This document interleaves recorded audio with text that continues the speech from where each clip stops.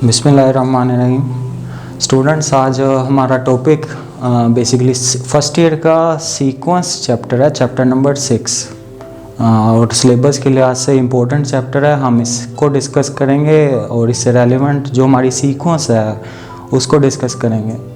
जैसा कि यहाँ पे लिखा है सीक्वेंस, हम बेसिकली इसके स्टार्ट करते हैं इसकी डेफिनेशन से। अच्छा, सीक्वेंस होता क्या है? ये बेसिकली एक फंक्शन है। Function as already you have studied. हम डेफिनेशन पहले लिख लेते हैं। अच्छा, हमें पता है फंक्शन बेसिकली होता क्या है, जिसमें दो चीज़ें बहुत इसमें इम्पोर्टेंट, एक उसका इनपुट जिसको हम डोमेन कहते हैं और एक उसका आउटपुट जिसको हम रेंज से डिनोट करते हैं, जिसको आर से डिनोट किया गया यहाँ पे। अगर ये domain set of natural number हो, सेट ऑफ नेचुरल नंबर क्या होता है आपको पता है, that is 1 2 3 and so on. अगर ये मखसूस कर लिया जाए सेट ऑफ नेचुरल नंबर, इसकी इनपुट सिर्फ ये वाले नंबर डाले जाएं, तो इस फंक्शन को हम सीक्वेंस कहते हैं। सिंपली ये कि फंक्शन जिसमें डोमेन नेचुरल नंबर हो उसको सीक्वेंस कहा जाता है। अच्छा, अब उसकी एग्जांपल देखते हैं। अगर मैं एक फंक्शन लिख रहा हूँ, let's suppose f(x) is equal to x square, और इसमें x कोई नेचुरल नंबर पुट करते जाते हैं। लेट्स सपोज हम x को 1 इसमें पुट करें, देन f1 का जवाब क्या होगा? x की जगह पे 1 रिप्लेस किया, यहाँ पे भी x स्क्वायर में x की जगह पे 1 रिप्लेस करें, देन इट विल बिकम 1 का square which is 1। Similarly x को अगर 2 पुट करें, then it will become f2 which is 2 raised power 2 and answer is 4। और सो ऑन, अगर 3 पुट करेंगे तो हमारे पास ये 9 बन जाएगा, और सो ऑन। एक जो जवाब बनते जा रहे हैं वो देखें ज़रा, 1 4 9 16। ये जो उनसे फंक्शन के जवाब बन रहे हैं ये है फंक्शन की आउटपुट, या इसको कहते हैं रेंज। आपने देखा इनपुट लिए नेचुरल नंबर, आउटपुट लिए आपने, ये एक टर्म बन रही है 1 4 9 16। दिस इज ए सीक्वेंस, ये कहलाती है सीक्वेंस। और सीक्वेंस मुख्तलिफ तरह की हो सकती है आपके पास। हमारे सिलेबस में यहाँ पे 3 तरह की सीक्वेंस है। एक है अरिथमेटिक सीक्वेंस, फिर ज्योमेट्रिक सीक्वेंस और हार्मोनिक सीक्वेंस। अच्छा स्टूडेंट्स, हमने बात की सीक्वेंस की डेफिनेशन देखी। अब जाते हैं सीक्वेंस कौन कौन सी काइंड की है, जिसमें से नंबर 1 है अरिथमेटिक सीक्वेंस।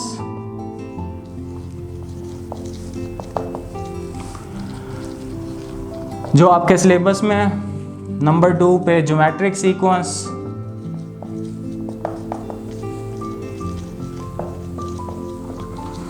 और फिर हार्मोनिक सीक्वेंस। ये 3, इसके अलावा भी बहुत किस्म की आपके पास सीक्वेंसेस हैं जिसको आपके सिलेबस में डिस्कस नहीं किया जाएगा। आज हम फिलहाल अरिथमेटिक सीक्वेंस पे कंसंट्रेट करेंगे। हम अरिथमेटिक सीक्वेंस पढ़ेंगे। मैं एक एग्जांपल से स्टार्ट करता हूँ यहाँ पे कि आपके पास लेट्स सपोज एक फंक्शन ही लिख रहे हैं। हमें पता है फंक्शन ही सीक्वेंस होता है, और अगर फंक्शन में डोमेन यानी इनपुट अगर नेचुरल नंबर आप पुट कर रहे हैं तो फिर ये सीक्वेंस बन जाएगी। आपके पास एक मैंने फंक्शन लिखा है f(x) is equal to x+2। हम तरतीब से इसमें x की वैल्यू ज़रा सब्स्टिट्यूट करते हैं और डायरेक्ट ही लिखते जाते हैं। It will become 1 + 2 which is answer, the answer is 3। अगर x को 2 पुट कर दें आप, देन f2 और answer will be 4। x3 answer is 5। अच्छा, ये एक सीक्वेंस बनती जा रही है। जैसे जैसे आप नेचुरल नंबर पुट करते जाएं, आप इसमें सब्स्टिट्यूट करते जाएं वैल्यूज, जवाब जो आते जा रहे हैं वो एक सीक्वेंस बन रही है। That is 3 4, this is 2 + 2 4, 1 + 2 and 3 + 2 5, और सो ऑन। और अगर आप देखें यहाँ पे ये जो सीक्वेंस है, इसमें हर 2 नंबर्स के दरमियान में जो डिफरेंस है वो आपको अंदाज़ा हो रहा है। 3 और 4 के दरमियान में डिफरेंस है 1 का, +1 किया हुआ जस्ट। 4 और 5 के दरमियान में +1 का। अच्छा, इस तरह की सीक्वेंस जिसमें हर दो कंसेक्टिव नंबर्स के दरमियान में एक कांस्टेंट टर्म का डिफरेंस हो, जिसको कहते हैं कॉमन डिफरेंस। अगर हम इसमें बात करें, इसमें कॉमन डिफरेंस क्या है, देन कॉमन डिफरेंस इज 1। हर कंसेक्टिव, ये देखें इन दोनों के दरमियान में भी, नेक्स्ट टू के दरमियान में भी, इससे अगले दो कंसेक्टिव नंबर्स के दरमियान में भी डिफरेंस सेम है। इस तरह की सीक्वेंस जिसमें कॉमन डिफरेंस सेम रहे हर दो कंसेक्टिव नंबर्स के दरमियान में, वो कहलाती है अरिथमेटिक सीक्वेंस, जो यहाँ पे हमने बात की। ज्योमेट्रिक सीक्वेंस भी इसी तरह ही है, लेकिन उसमें जो दो कंसेक्टिव नंबर्स के दरमियान में फ़र्क होगा वो मल्टीप्लाई का होगा, वो हम आगे जाके डिस्कस भी करेंगे। अच्छा, ये आपके पास है एक अरिथमेटिक सीक्वेंस। और अगर हम बात करें इसको जर्नल फॉर्म में लिखने की, एक जर्नल सीक्वेंस बनाने की, तो हम इसको डिनोट करते हैं A1।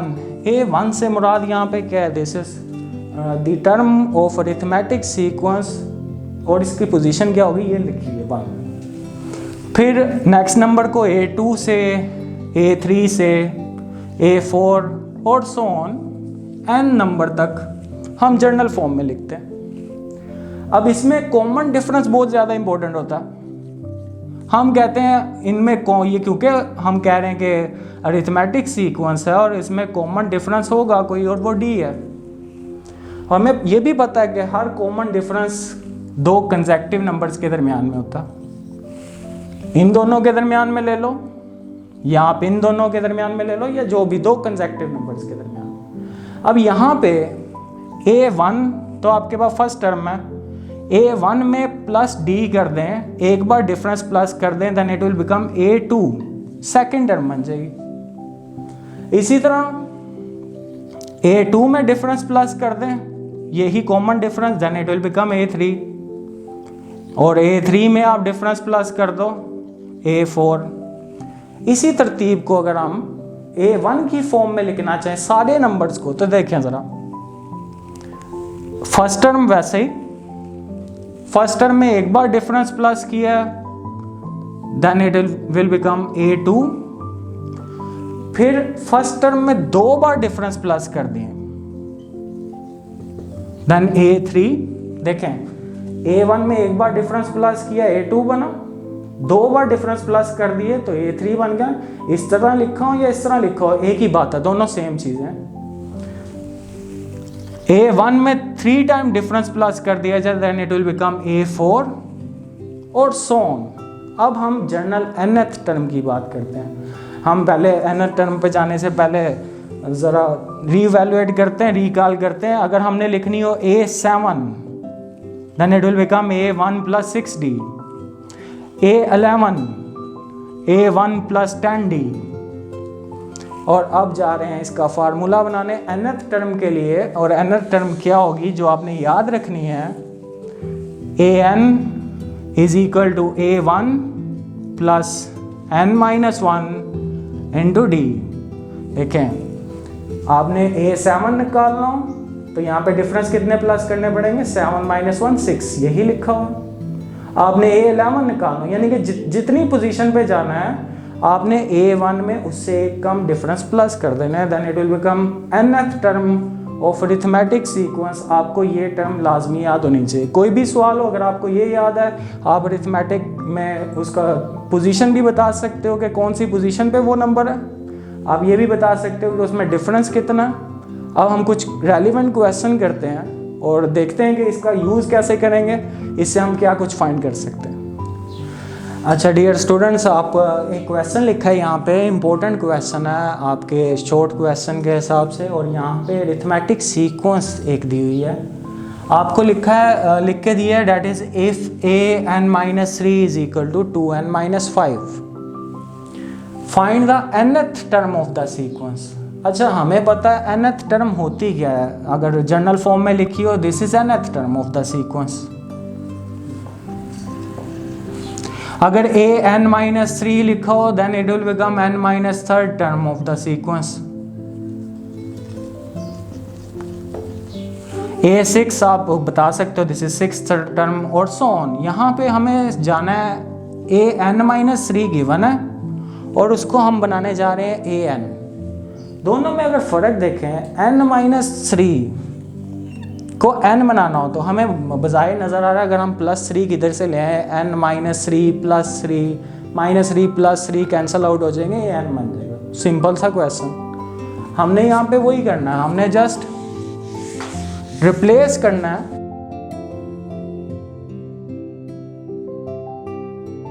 n की जगह पे n+3। क्यों कर रहे हैं? क्योंकि हमें पता है -3 ख़त्म करना चाह रहे हैं हम। अच्छा, जब आप रिप्लेस करोगे तो पूरी जो सीक्वेंस की टर्म दी हुई है, जहाँ जहाँ पे n आपके पास मौजूद है, आप वो रिप्लेस कर दें। यहाँ पे देखें an-3 था, n की जगह पे n+3 सब्स्टिट्यूट किया। सिमिलरली 2 into n+3, यहाँ पे भी -5। और हमारे पास ये क्या बनेगा? दिस विल बिकम an, और जब इसको मल्टीप्लाई करेंगे 2n + 6 -5, और an का जवाब है आपके पास 2n + 1। ये है आपकी nth term of the sequence जो हमें रिक्वायर्ड थी।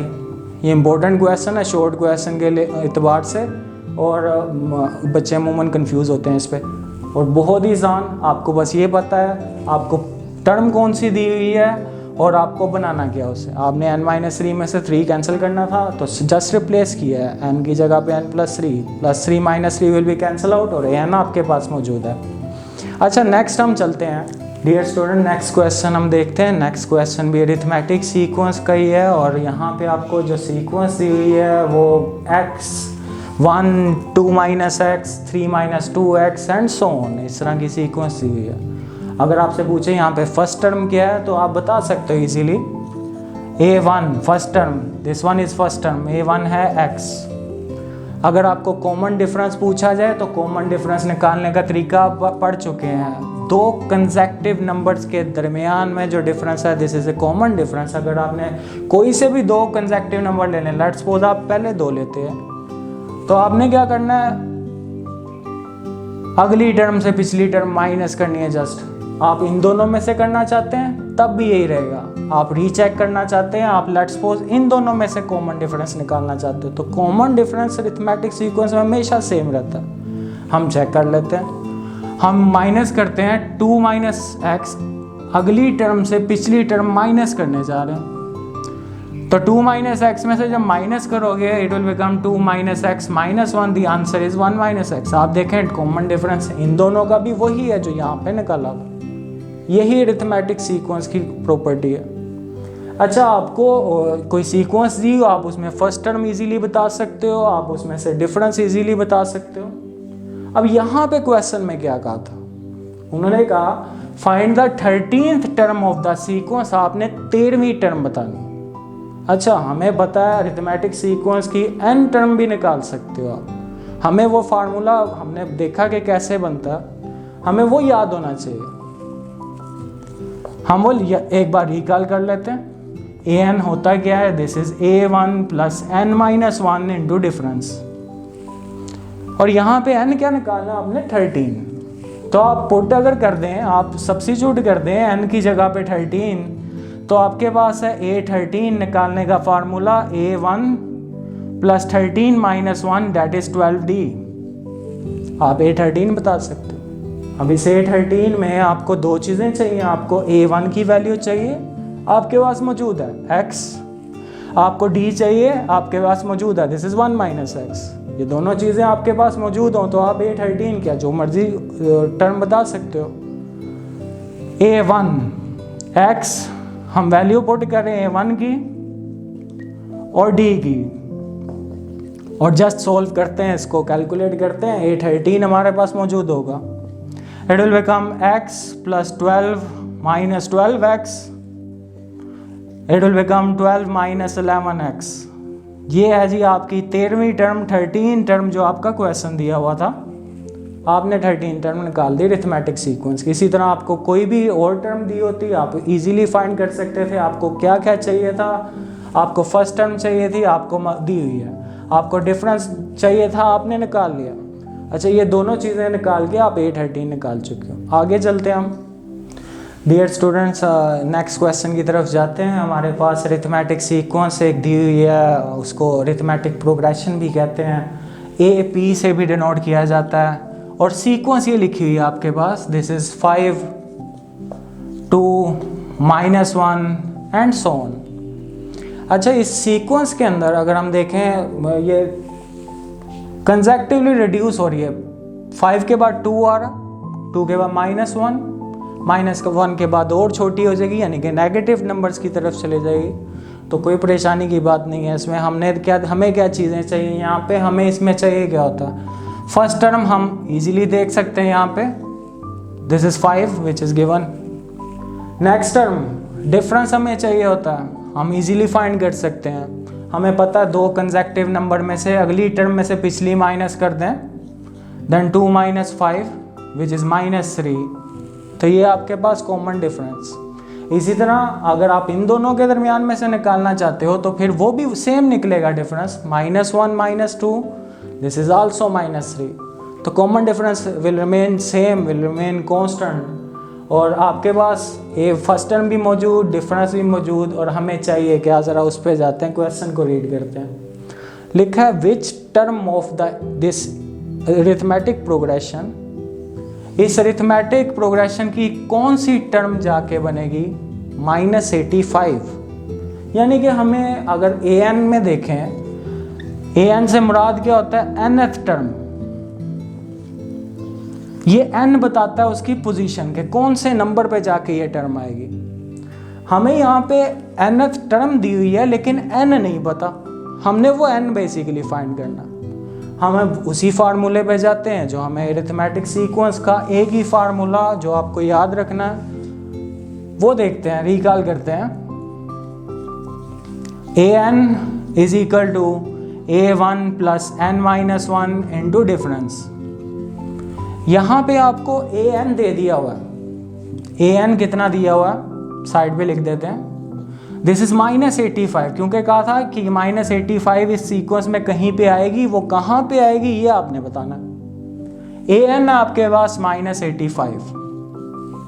अच्छा, अगर इस फार्मूले में देखें हमारे पास कौन कौन सी वैल्यू मौजूद है, you have an, this is -85, आपके पास a1 मौजूद है, दिस इज 5, आपके पास n नहीं मौजूद, n को आप वैसे ही लिखा रहने दोगे, आपने n फाइंड करना है, क्योंकि n आपको बताता है पोजीशन कि कौन सी पोजीशन पे है, हमने वो n फाइंड करना है। यहाँ पे डिफरेंस आपके पास मौजूद है -3, और ये इक्वेशन है, इस इक्वेशन में एक अननोन टर्म आपने फाइंड करनी है, दैट इज n।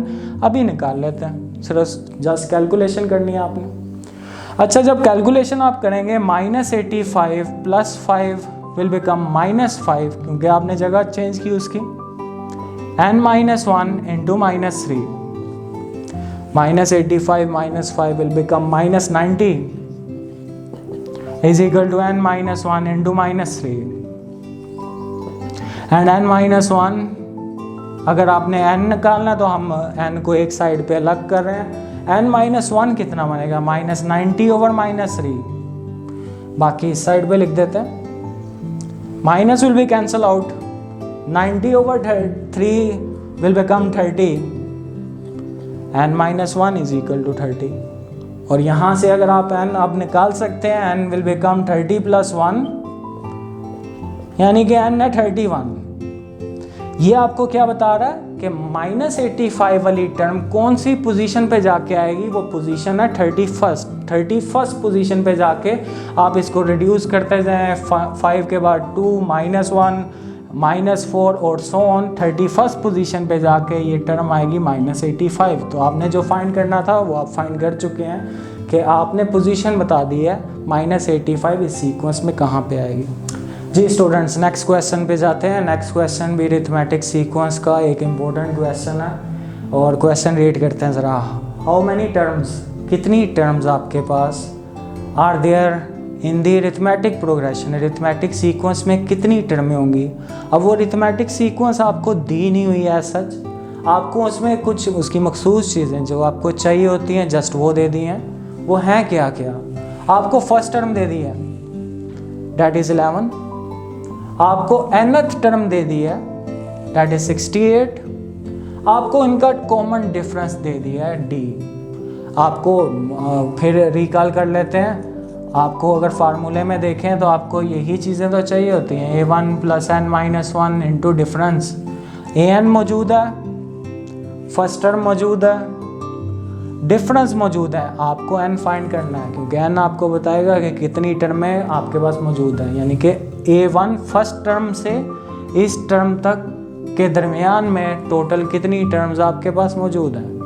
अच्छा, हम वैल्यूज़ पुट करते हैं। आपके पास an गिवन है 68, a1 is given that is 11, n आपने फाइंड करना है, n को अभी इसी तरह लिख देते हैं, difference is also given that is 3।